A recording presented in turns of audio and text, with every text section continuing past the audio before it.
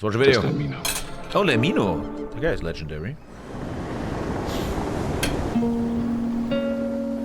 Near the end of the 16th century, a man by the name of John White embarked on a transatlantic voyage.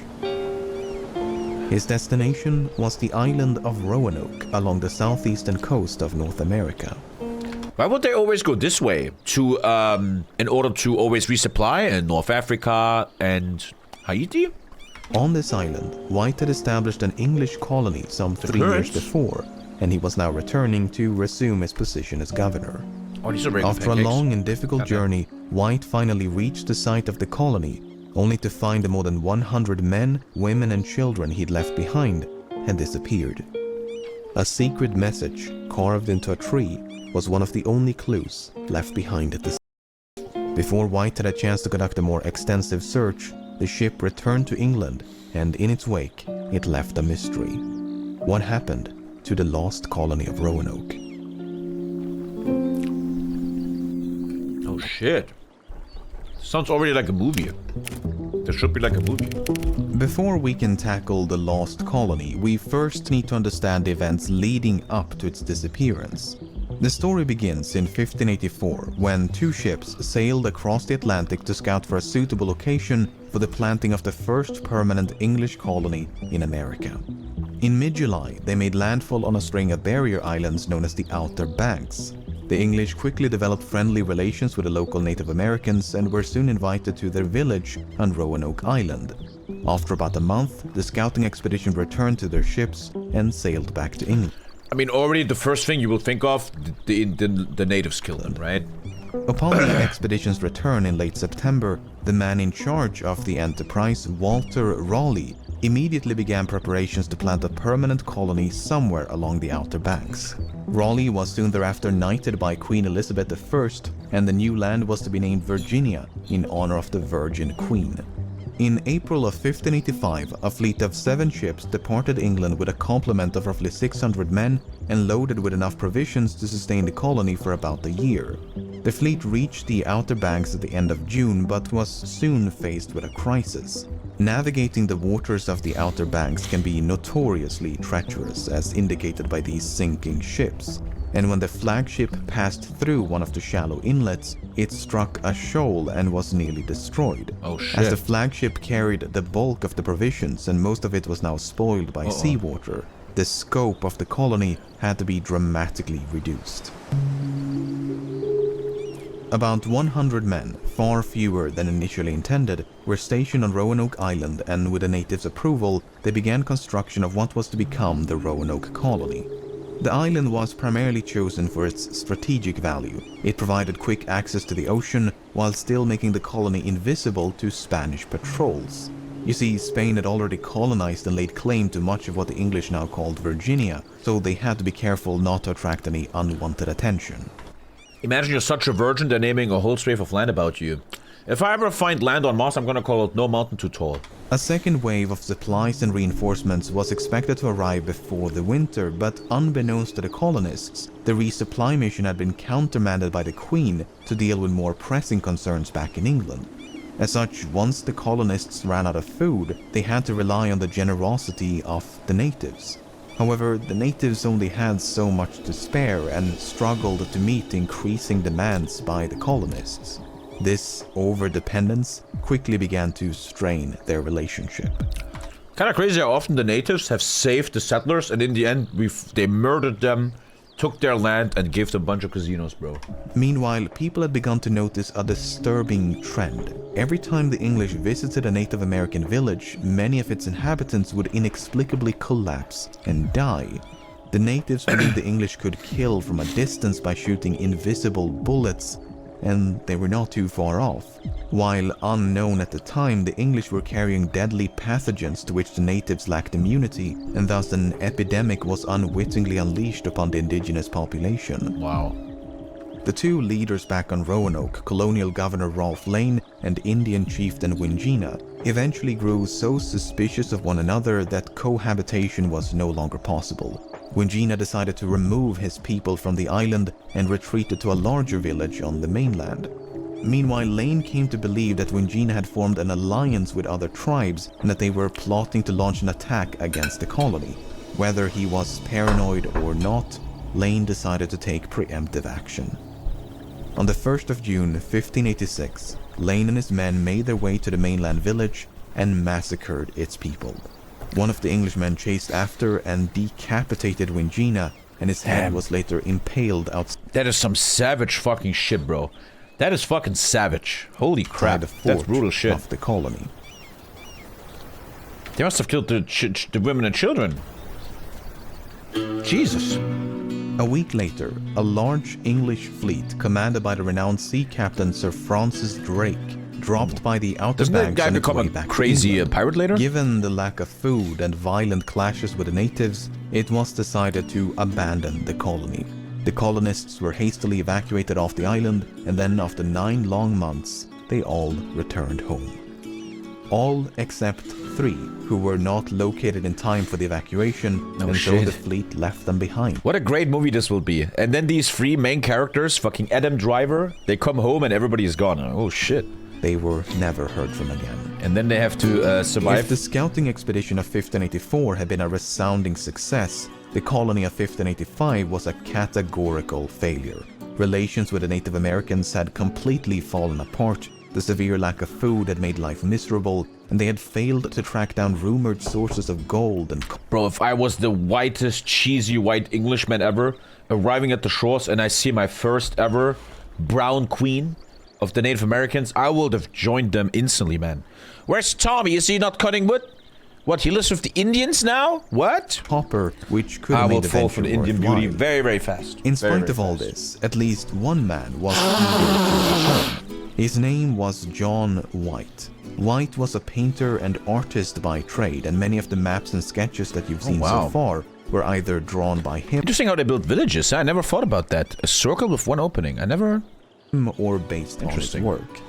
Somewhat ironically, however, there are no surviving portraits of White himself. White's participation in these earlier voyages is... What would be your Indian name? I actually have one in real life. Lisa calls me that all the time. I have this thing going on. I can't explain that. Do I have a sock here? Nah. Lisa calls me Häuptling halbe Socke, which means chief half sock. I have this thing going on my whole life. I have this since I can think, right? So I'm wearing socks. You know, a sock. Imagine a sock here. But for some reason, for comfort reasons, I can't explain it. I always wear a sock just to here. The sock is at the top part of my foot, but this is naked. I always wear my socks like half, and it gives me comfort for some reason. So I've always been for many years Häuptling halbe Socke, chief half sock. Slightly ambiguous. He may have been part of the scouting expedition in 1584, but he was definitely part of the voyage in 85. It doesn't fall off, What is a bit unclear is whether he stayed behind at the colony or returned to England with the outbound fleet. For instance, White's name is not... After Edward Stafford.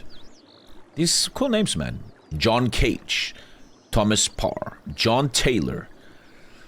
No one has any, like, weird names yet, like nowadays. Not included in a surviving list of Eranicus Clefs? all the colonists. Daniel. Daniel. But some Robert. historians believe Smolkin. this is merely an oversight and that he was in fact part of the colony. In either case, Sir Walter Raleigh was eventually persuaded by White and others to attempt a second venture. Unlike the first colony, which had been more akin to a military outpost, the second would include women. There's a video how the old world had crazy diseases, but the new world didn't. That makes sense though, because in the old world in Europe, pathogens had years of mutation in millions of human beings, where the native tribes in America were much, much less, so there was less time for pathogens to mutate and grow. And children, including White's pregnant daughter, Eleanor Dare. The mutiny of the Bounty is when the crew fell in love with native Tahitian girls and mutinied to live with them. Fully understandable. Deep inside my soul, I'm a big lover of black queens, and if I was one of these colonists, man, I would have folded very fast. Very fast. After a long struggle to secure the necessary funding, a fleet of 3 ships commanded by White, who would also serve as the governor of the colony, departed England in late spring of 1587. What happens when you vaccinate people during a pandemic, Tommy? Well, you make them immune to that pathogen. What, are you fucking retarded? There's also that old world was interactive with animals a lot. whereas Native Americans had few domesticated animals. Like Corona, how these diseases jump from animal to yeah, the virus mutates. But yeah, I think you gotta go back to school. I think dancing your name in the garden every day is not helping your IQ much. Glad to see Boris back on stream. The misfortune of the first colony did not end with its evacuation in 1586. Only days later, a ship filled with provisions sent by Sir Walter Raleigh arrived at the Outer Banks. The crew spent some time searching for the colonists, but when they found no sign of them, including the 3 men that had been left behind, they returned home. The same thing happened. Well, the natives must have killed them. So there should be an archaeological... they should try to find the mass grave or something. 2 weeks later, when an English-bound fleet loaded with supplies and reinforcements also found the colony deserted. Unwilling to leave the colony vacant, however, the captain left 15 crewmen on Roanoke before the fleet resumed course for England. Why? John White... So you guys, you stay here, okay, guys? No women, just you guys. Had been told about the 15 crewmen before he departed, so when his fleet approached the Outer Banks in late July of 1587, he intended to pay them a visit. But this is where things get confusing. Oh, here we go. You see, the second colony was never intended to be established on Roanoke. After all, the long list of complications encountered by the first colony made it clear that Roanoke was far from an ideal location. Instead, the second colony, or the city of Raleigh as the man in charge had so immodestly named it, was to be planted somewhere along the coast of Chesapeake Bay. This made a lot more sense. The water was deeper to allow for larger ships, and not nearly as precarious as those around the Outer Banks. There was plenty of open space, the soil was more fertile, and all around it... Oh, that must felt like, man. You're leaving England to maybe never come back and build a brand new world. That must have felt crazy, dude. And it probably wasn't that bad, because in England, you're just a shitty farmer. You're just a shitty farmer, bro. And over there, at least you... I even read... Did we read this yesterday in EU4? That they would offer them stuff to go colonize. A plot of land. They're gonna own land that is theirs. They gave them certain things to motivate them to go over there. Seemed an improvement to Roanoke Island.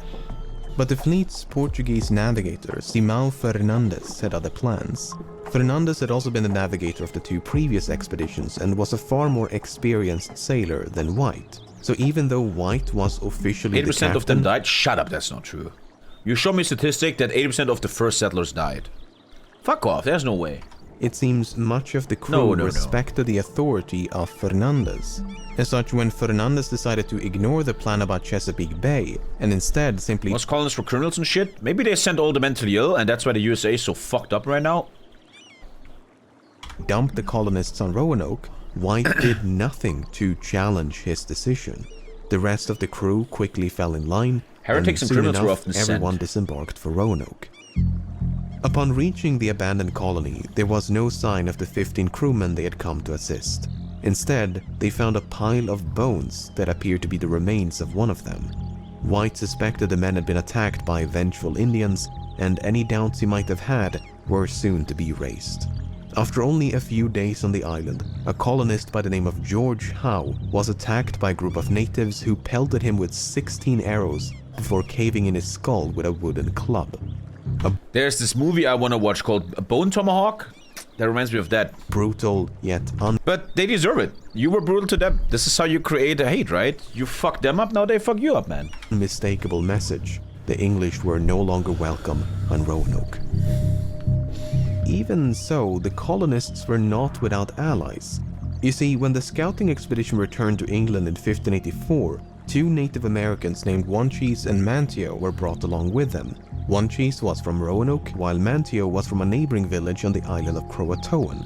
When they were finally brought back to North America in 1585, they had developed vastly different opinions of the English people. As soon as they made landfall, Wanchese returned to Roanoke with nothing but resentment for these foreign invaders. Meanwhile, Manteo was fascinated by everything the English had to offer. He became their trusted guide and a mediator of sorts to smooth out relations upon first contact. So, following the death of George Howe, White reached out to the Crow. I have a weird question. Did they ever write down or have knowledge who is the first American-born colonist? Must have happened very fast. Some pregnant lady probably dropped and instantly gave birth. Croatoans, and probably there's no knowledge about that, but that would be interesting. They confirmed the first what white he American initially born? suspected. It was my great ancestor, John Johnson Trump. A large group of Indian Great tribes guy. had indeed attacked the 15 crewmen stationed on Roanoke. This coalition was spearheaded by none other than One Cheese. At least 2 of the crewmen had been killed in the attack, while the rest escaped in a small boat, never to be seen again. Roanoke had become a much more dangerous place to live.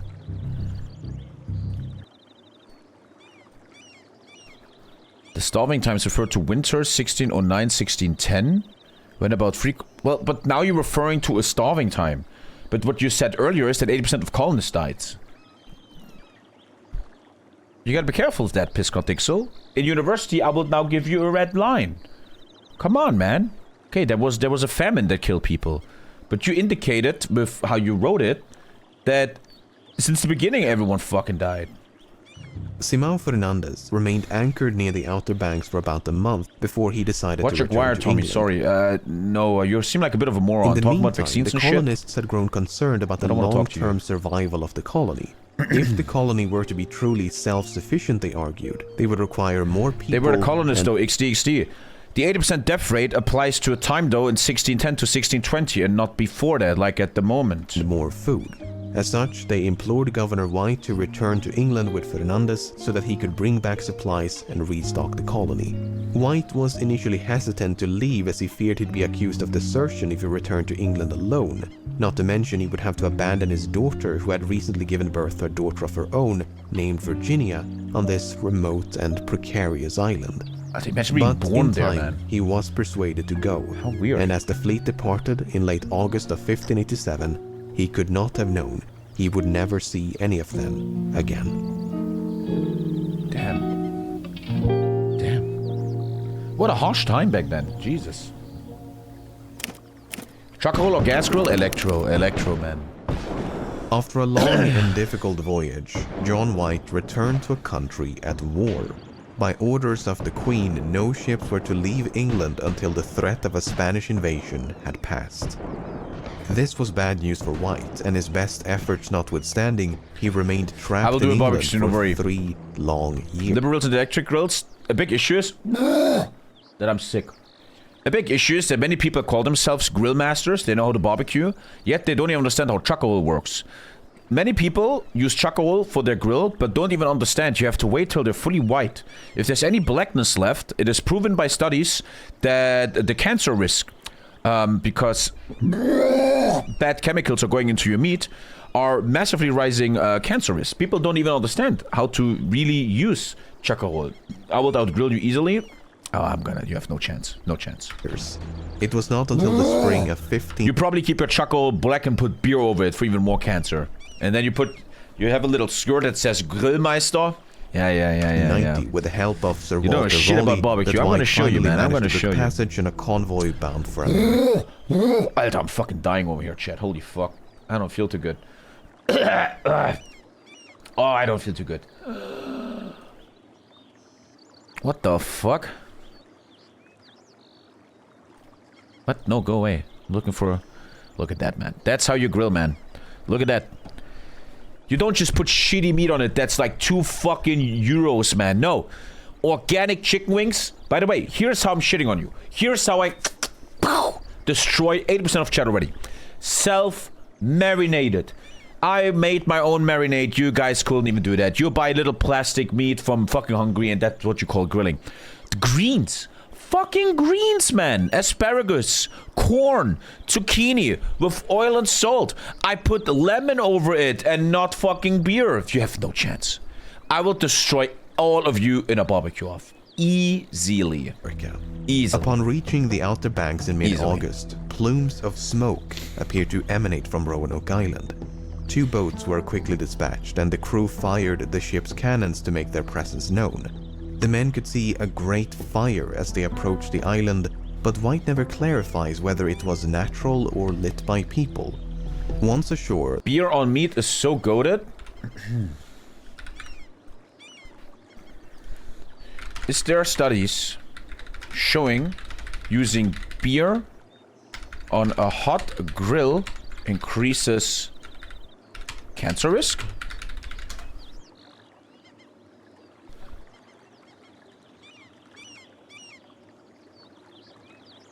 Huh. When meat is grilled or charred, it forms chemicals like heterocyclide amines and blah blah blah. These can damage DNA in lab studies and are considered potential contributors to cancer risk. What say studies beer about beer specifically? Oh, whoa. Wait. A controlled study found beer marinade significantly reduced HCAs in grilled pork up to 9%. Oh, it's actually really good. No, Lisa told me this thing. I did it wrong. No, let me fix myself. Let me fix myself. I did the study wrong. Listen, the problem is, I did it wrong. When you put beer on your grill, what a lot of... Listen, ADHD cunts. When you put beer on your grill, what happens is, what men want is the sizzling. And that increases the cancer stuff, because the chemicals of the charcoal are now jumping on the meat. That is actually the issue, not the beer itself. I have to redact myself. I'm sorry. A controlled study found blah blah blah. Other studies show beer-based marinades can reduce cancer. Popular science summaries report reduction. So okay, yeah, beer marinades, good. But we're not talking about that. We're talking about that. Here. There's very little research on splashing beer onto a hot grill, but based on what we know, the main driver of caustic occurrence is fat dripping, smoke, and sharing. Beer itself is known to create... Okay. I got beaten. I take it like a man. I take it like a man.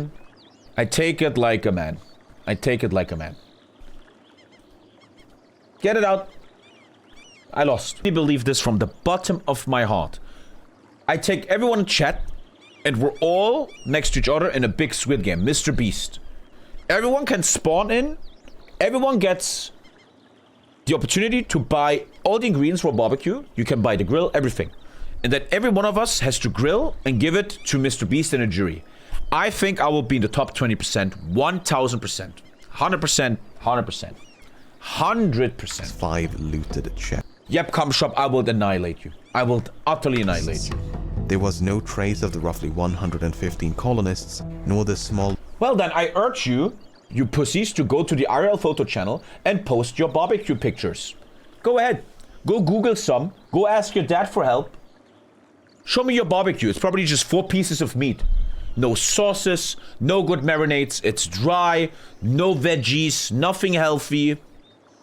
Boats. 3.1k subs? I'll show you what a barbecue is. I'll fucking show you.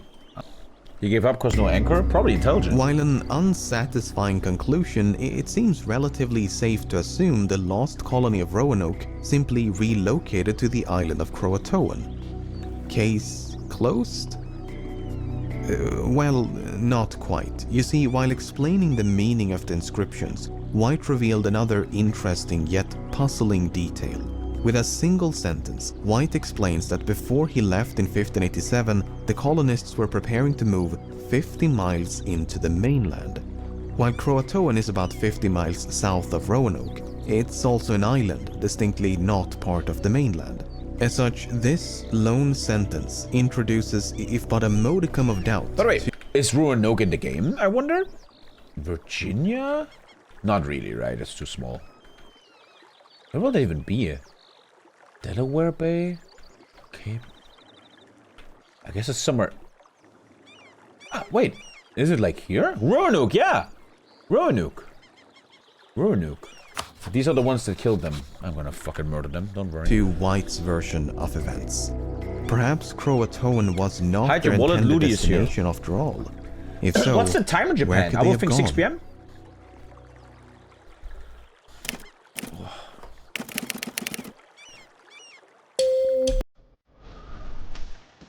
"20 years after the Roanoke colony was lost, the Anglo-Spanish War had come to an end. John White faded into obscurity, and Sir Walter Raleigh had been found guilty of treason for conspiring against the crown." Yeah, I know, it's a whole other thing. Anyway, renewed interest in America saw the plantation of a third PM, hey, colony there you go. in 1607. The Jamestown colony was established within the borders of a vast confederacy of Native American tribes ruled by a man the English called Powhatan. One day, Powhatan captured the future governor of the colony, John Smith, and told him about the place where men wearing European clothing lived. Then, after his release in 1608, Smith drew a rough map of Virginia, and this is one of the notations. Unfortunately, this claim and others just like it were never properly investigated. John Smith might be the most so we basic can English never name know possible if this in was history. anything more Like than Thomas a rumor. Müller. Another unconfirmed report was that all but a few of the colonists had been massacred by Powhatan. The survivors of this slaughter at Roanoke had then supposedly scattered across the region. The problem is, White did not report any human remains or signs of a battle when he returned to Roanoke in 1590. Even so, an acquaintance of John Smith later wrote that Powhatan had confessed to the massacre after Smith was captured. Yeah, what was Ludi up to even? What is he doing nowadays? Probably EU bullshit? Is EU5 worth it? No. Fixing AI. 15 He's months focusing on left, EU5, huh? Yeah, he's doing EU5. Real chats play EU4. What does he look like nowadays? Versailles 5. Yeah, he's getting older. We can see it now. Straight up, every time I see him. Every time I see Ludi, bro. Straight up Josh Harnett, bro. Watch. Straight up Josh Harnett, dude.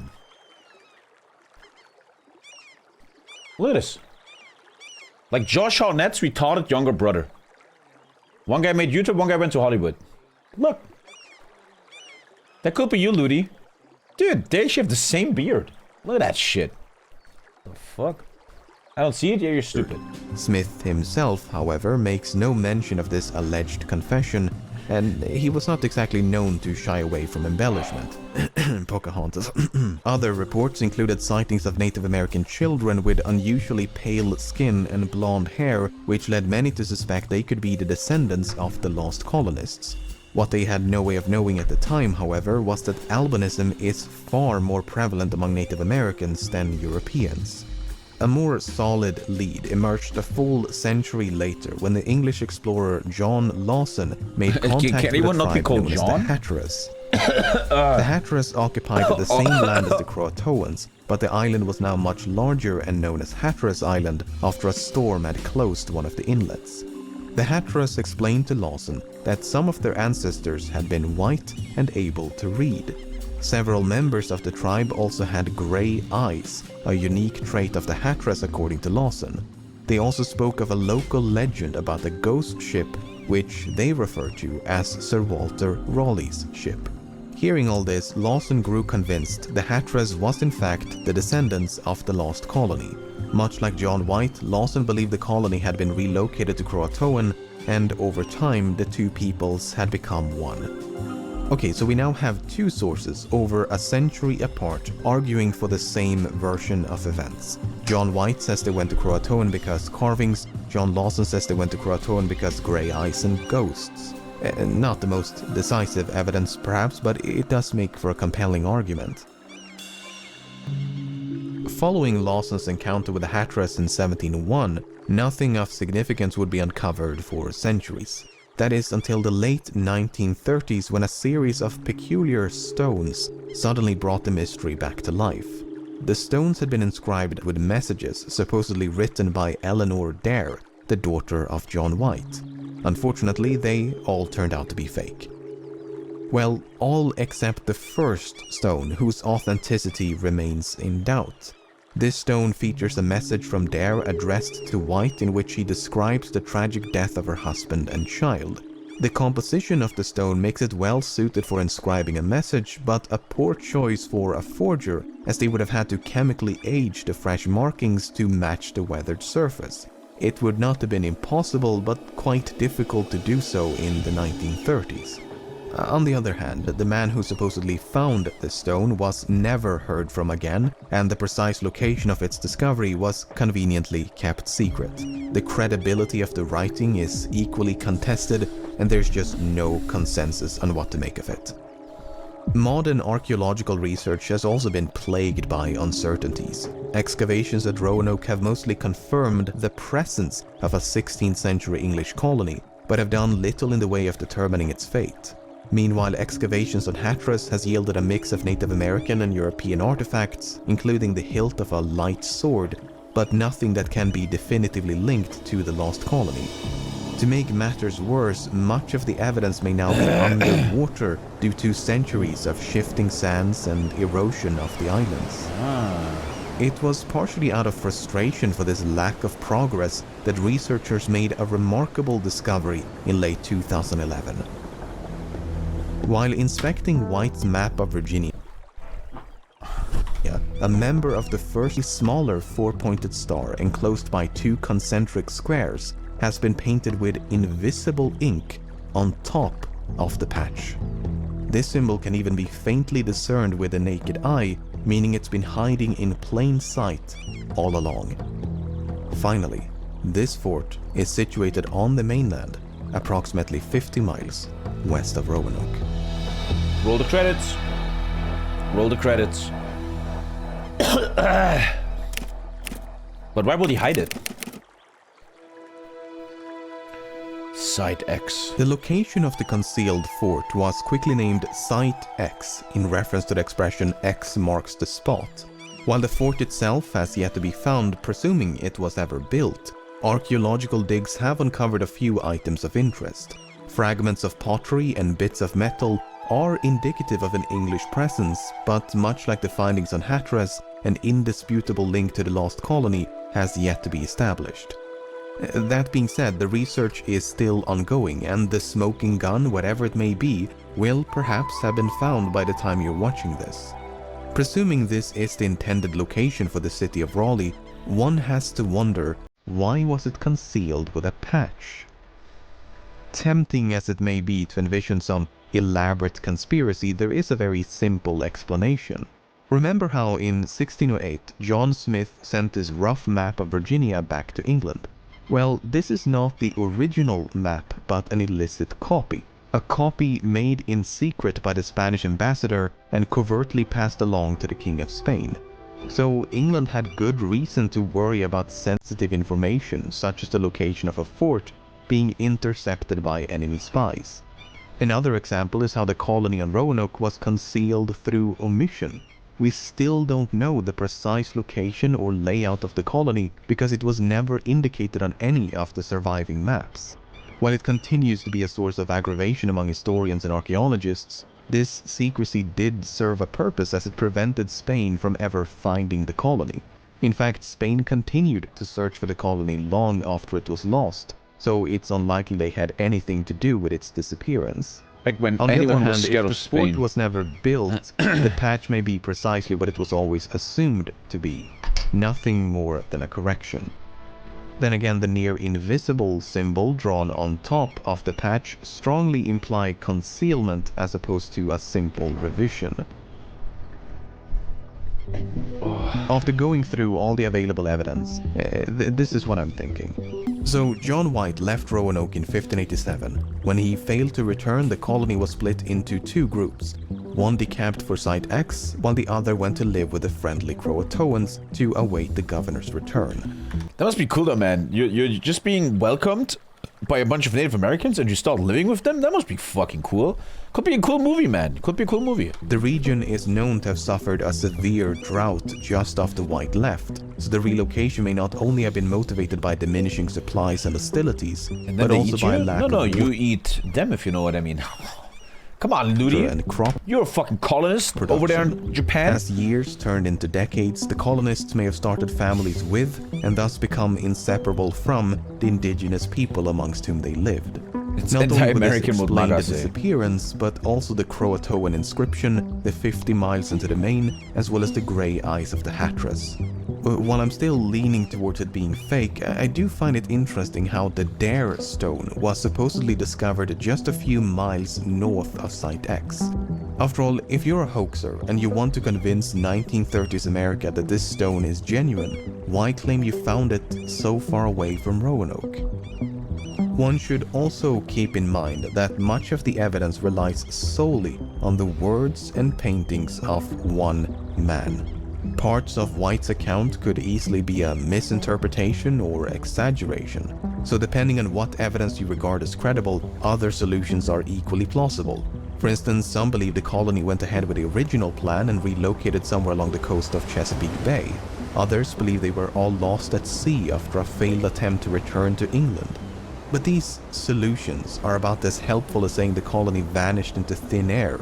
Without a more localized place of interest to search for corroborating evidence, there is virtually no hope of resolution. So, with all that being said... Interesting. Thank you for sending me videos so I don't have to talk too much. She slipped through my fingers like sand. Heard that she had a man. Now I'm just sitting here sad. Oh well, ship sail. She slipped through my fingers like sand.